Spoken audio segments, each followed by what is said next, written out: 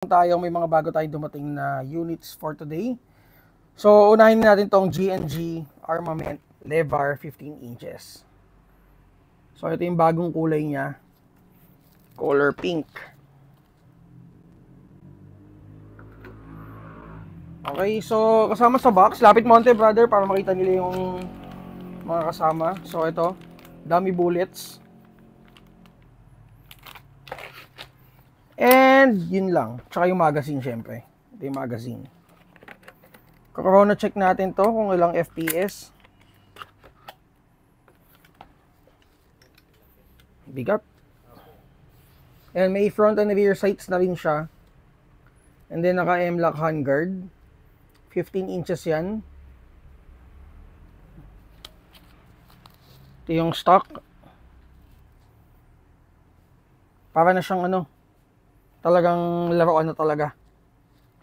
And then, ito yung color black. So, nag-restock na rin tayo ng color black.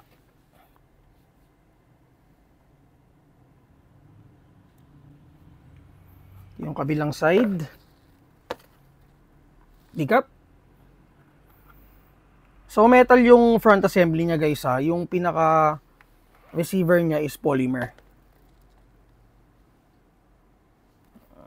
So, test natin. Check natin kung ilang FPS. Guys, makikita nyo to sa new arrivals natin ng April. Itong mga bagong dating natin today. Teka, iusog ko lang to.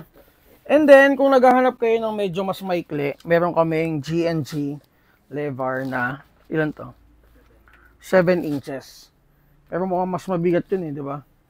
Parang mas mas solid. Mapindot mo yan, kuya. Yung Mag-release. Nasa kabila eh. Saan? Ayan o.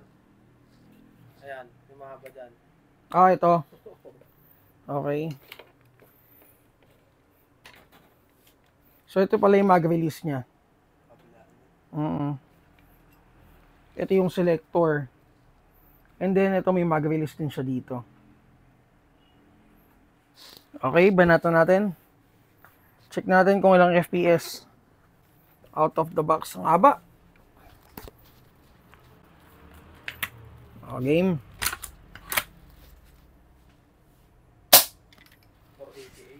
488. Lakas. 487. So guys, to gas type to So yung pinaka inlet niya nandito sa may grip niya mismo. Ayan. Naka-open yung mic ko. Naka-open din dyan. Takot ako baka mamaya hindi na naman mag-record eh. Ayan guys. So 485. So siya, magandang niya.